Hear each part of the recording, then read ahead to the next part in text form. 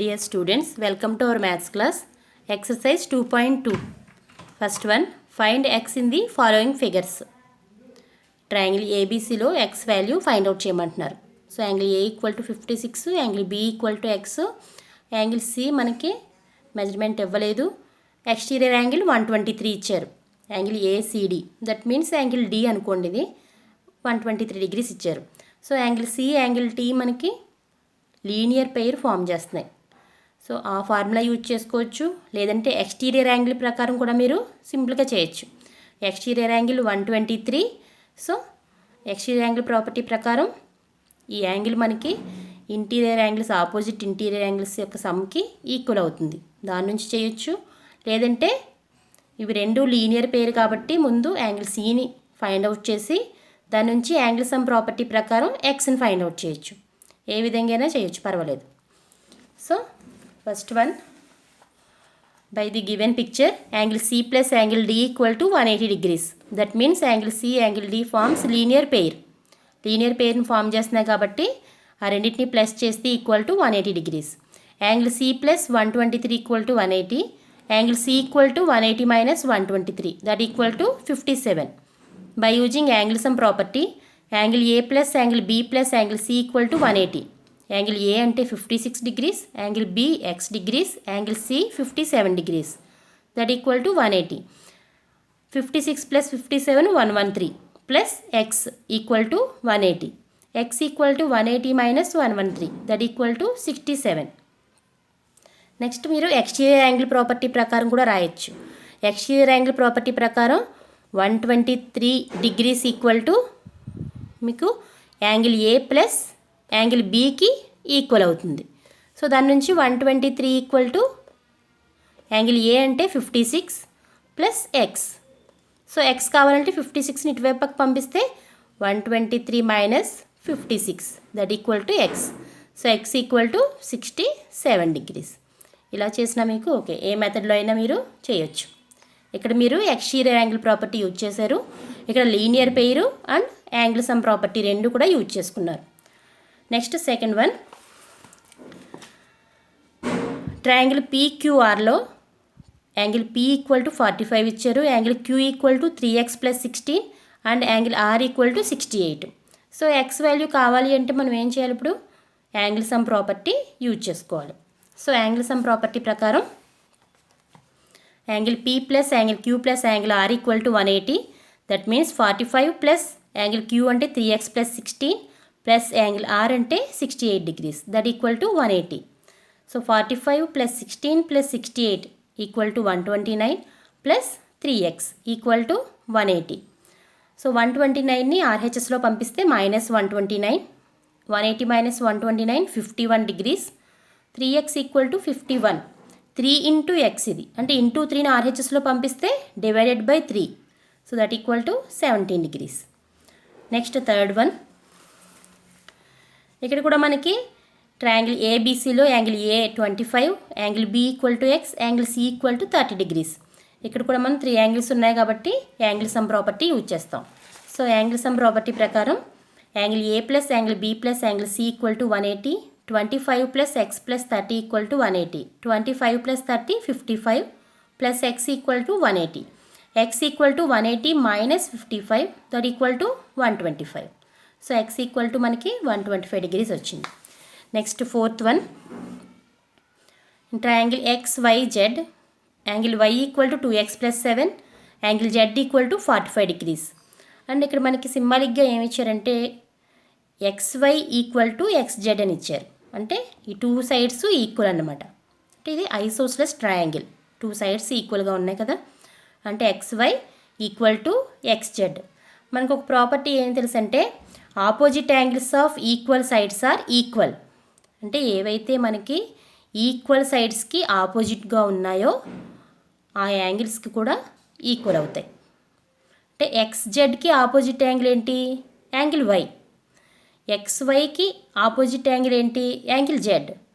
So ఇవి రెండు ఈక్వల్గా ఉన్నాయి సైడ్స్ కాబట్టి ఈ 2 యాంగిల్స్ ఈక్వల్ అవుతాయి. అంటే angle Y equal to angle Z. So ఆ ప్రాపర్టీ యూజ్ చేసుకుని మనం సమ్ చేస్తాం.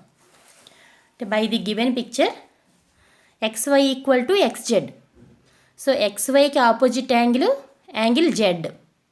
XY కాకుండా ట్రయాంగిల్ XYZలో ఇంక ఏ వెర్టెక్స్ అయితే ఉందో అదే ఆపోజిట్ యాంగిల్ అవుతుంది. XY కాకుండా ఇంకా మిగిలిన వెర్టెక్స్ Z కాబట్టి angle Z equal to XZ కాకుండా మిగిలిన వెర్టెక్స్ Y అంటే యాంగిల్ Y. సో XYకి ఆపోజిట్ యాంగిల్ Z, XZకి ఆపోజిట్ యాంగిల్ Y. అవి రెండు ఈక్వల్ అవుతాయి. Opposite angles of equal sides are equal. So angle Y equal to angle Z.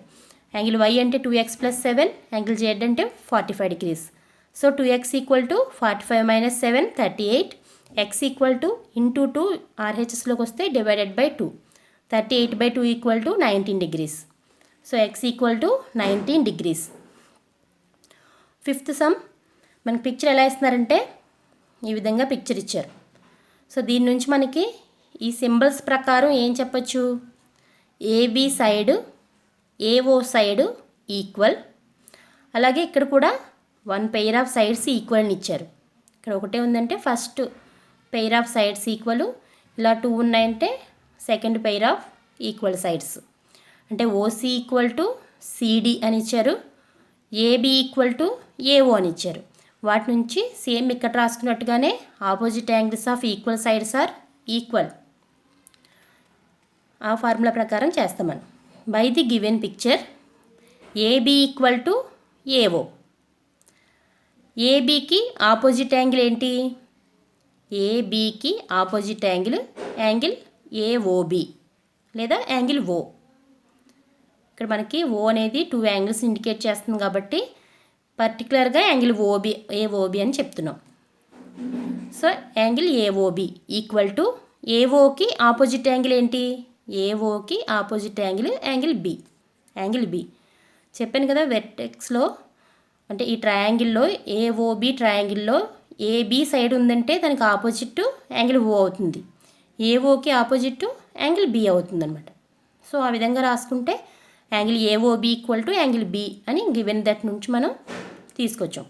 So angle AOB equal to angle B అంటే 3x + 10. Next ఇంకొక information ఏమి ఇచ్చారంటే OC equal to CD అని ఇచ్చారు.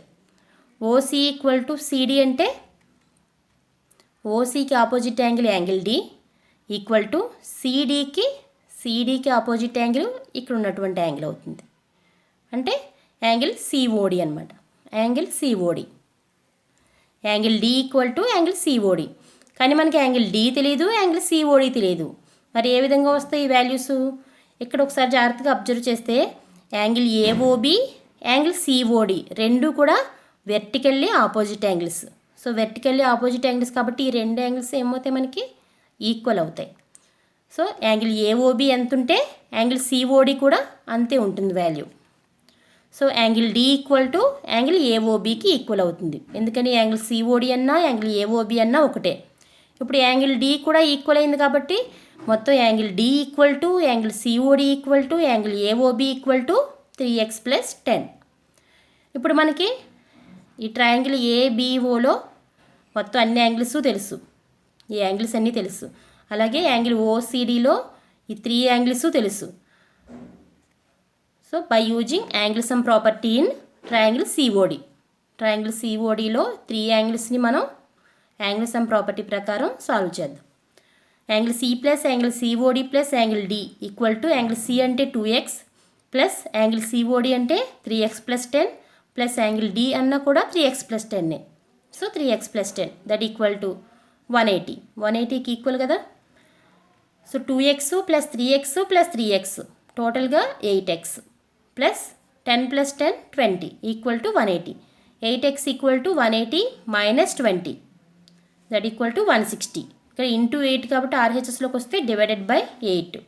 8 20s 160. So x equal to 20 degrees. Next second Roman. The difference between two numbers is 8. If 2 is added to the bigger number, the result will be 3 times the smaller number. Find the number. అంటే ఏవైనా 2 numbers తీసుకున్నారు, ఆ 2 నెంబర్స్ని minus చేస్తే equal to 8 వస్తుందట. ఒకటి bigger number, ఇంకొకటి smaller number. ఆ 2 numbers మనకు తెలియవు కదా, కాబట్టి ఏదో ఒక నెంబర్ని మనం ఎక్స్ అని అనుకుందాం. So first second question, let smaller number be x సి. స్మాలర్ నెంబర్ని ఎక్స్ అనుకున్నాం. సో ఇచ్చిన వాల్యూస్ ఏంటంటే మనకి given that 2 plus bigger number equal to 3 times the smaller number.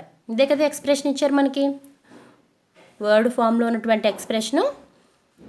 Bigger నెంబర్కి 2 ప్లస్ చేస్తే equal to 3 times the smaller నెంబర్కి ఈక్వల్ అవుతుందని చెప్పారు.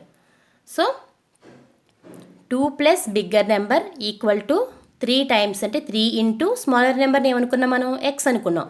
సో 3 ఇంటూ ఎక్స్ అంటే 3x equal to 2 plus bigger number. మరి బిగ్గర్ నెంబర్ వాల్యూ ఎలా వస్తుంది మనకి, బిగ్గర్ నెంబర్ ఈక్వల్ టు ఈ +2 ఇటువైపుకి పంపిస్తే -2 అంటే bigger number equal to 3x - 2 అంటే స్మాలర్ నెంబర్ ఏమో x, బిగ్గర్ నెంబర్ 3x - 2. ఇప్పుడు మనకి ఇచ్చిన క్వశ్చన్లో దేర్ డిఫరెన్స్ ఈక్వల్ టు 8 అని ఇచ్చారు. అంటే ఈ 2 నెంబర్స్ని మైనస్ చేస్తే వచ్చిన వాల్యూ ఈక్వల్ టు 8 అని ఇచ్చారు. సో మనకు తెలుసు కదా ఈ values, 3x - 2. So bigger number minus smaller number x equal to 8. రెండింటిని మైనస్ చేస్తే ఈక్వల్ టు 8. డిఫరెన్స్ అంటే మైనస్ చేయమని. So 3x - 2 - x equal to 8. 3x - x 2x -2 equal to 8. 2x ఈ -2 RHSలోకి వెళ్తే +2, 8 + 2 that equal to 10. 2 into x so into 2 RHSలోకి వెళ్తే divided by 2, 10/2 that equal to 5. That means smaller number equal to x equal to 5, bigger number equal to 3x - 2 అంటే 3 into x బదులుగా 5. 3 into 5 -2 that equal to 15 - 2 that equal to 13. So required numbers 13, 5. ఒకసారి మీరు check చేసుకోవచ్చు. ఈ ఎక్స్ప్రెషన్లో రాస్తే మనకి same value LHS equal to RHS వచ్చింది అంటే మనకు వచ్చిన వాల్యూస్ కరెక్ట్ అని. సో మీరు ఓన్గా చెక్ చేయండి. Next third sum, what are those 2 numbers whose sum is 58 and difference is 28. 2 నెంబర్స్ని ప్లస్ చేస్తే ఈక్వల్ టు 58 వస్తుంది, మైనస్ చేస్తే ఈక్వల్ టు 28 వస్తుంది. ఆ 2 నెంబర్స్ ఏంటని అడుగుతున్నారు. సో 2 నెంబర్స్ మనకు తెలియదు కాబట్టి ఫస్ట్